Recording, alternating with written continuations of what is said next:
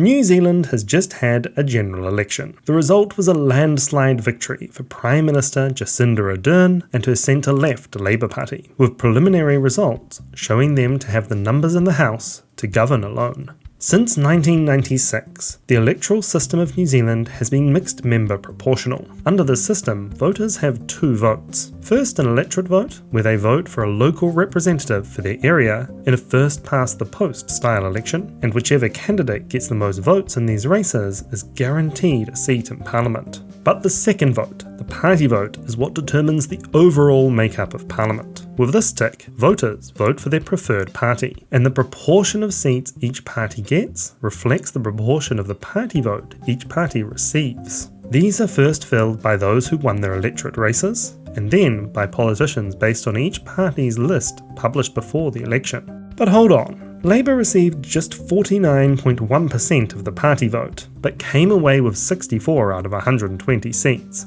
5 more than they deserved. So if MMP is so proportional, what gives? The answer is surprisingly simple. For a party to qualify to enter Parliament, they must reach the threshold.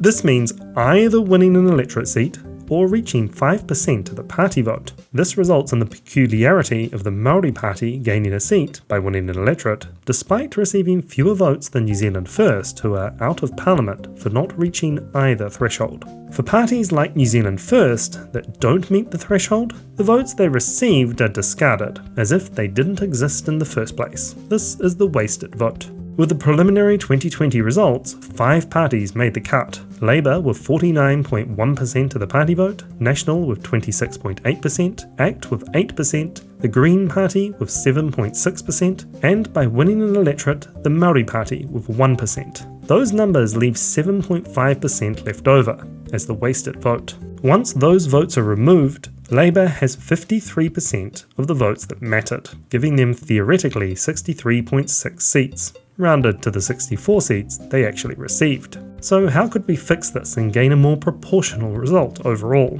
One obvious way is to lower the threshold to minimise the wasted vote. The Netherlands uses proportional representation and has a threshold at the equivalent number of votes of a single seat.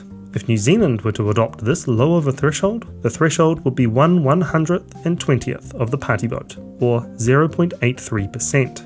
That would lead to New Zealand First, the New Conservative Party, the Opportunities Party, and Advance New Zealand joining the others in Parliament, and result in a far more proportional Parliament. Increased proportionality is better, right? So what's the downside? Why was the threshold set at 5% in the first place? When establishing MMP as the new system in New Zealand, the Parliament of the day decided that there should be a balance struck between allowing smaller parties to gain representation, the proportionality of the result, but limiting fractionalisation that could make forming a coalition impossible. Since 1943, well, under the first-past-the-post system, no party had ever got more than 4% and less than 5% of the vote. So Parliament decided that 5% struck that balance. But although 0.83% might be too low, some argue 5% is too high. In 2019, the Green Party proposed lowering the threshold to 4% in a private member's bill. Some suggested this was for selfish reasons, given their polling at the time, but